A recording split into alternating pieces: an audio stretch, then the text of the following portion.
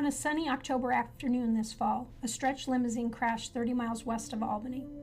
The accident killed 20, the driver, all 17 passengers, and 2 pedestrians. The tragedy garnered media coverage from around the globe since it was the deadliest transportation-related disaster in the United States since the 2009 plane crash outside Buffalo killed 50. After the wreckage was cleared, NYSFDA members helped the families grieve, assisting with 18 of the funerals the week following the crash. The majority of the victims had ties to the small community of Amsterdam, New York. Thousands of mourners turned out for a candlelight vigil along the Mohawk River as the governor directed flags to be lowered to half-staff. One funeral director tells his story about how the funeral procession came together to help. There came a point where it was clear to me that I didn't realize I had as many friends that I had. For a funeral director, we didn't do anything different. The magnitude of it was magnified, but we didn't do anything different than we do every other day.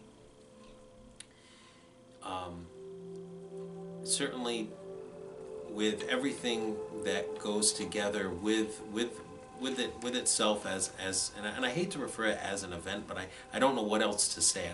I don't have the words to describe this, but I think that certainly people appreciated what we did, but in our minds we didn't do anything different. There were 18 funeral directors in one location at one time from all across the state because I can't, there is nothing that I can say, nothing that I can do to all of those people, and I'd like to think that I can remember every single one of them, and I know that I can't. But how truly heartfelt and grateful I am to those individuals and those businesses that were willing to step forward on the drop of a dime. And a lot of people say, oh, well, we don't have no comment. Well, in this particular aspect, it wasn't that simple. It's never that simple. But, we sent out a press release, several press releases, in fact, to all media outlets across the country of what our expectation was, what they were going to do, how they were going to do it. And I can remember in particular, we gave, at one of the events, we gave them it was a 30-minute period.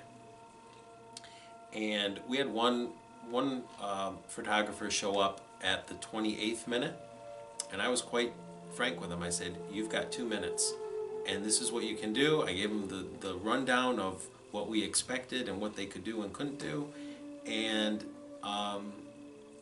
he got his 2 minutes, and he said thank you afterwards.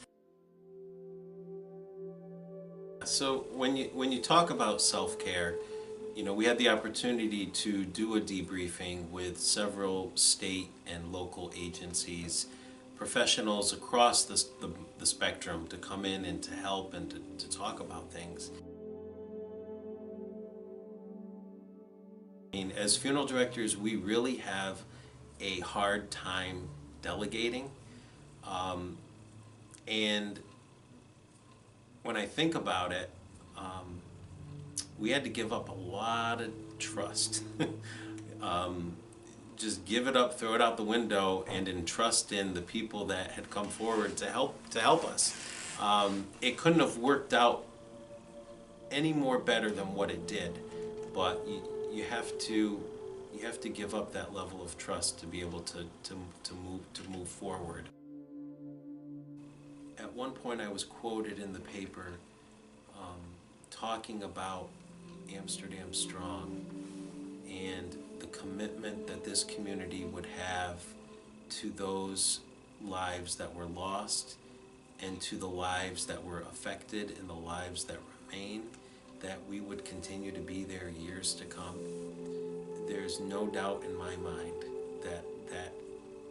that will continue. And that is, in essence, Amsterdam strong. We thank the following NYSFDA member funeral homes for assisting the families during this difficult time: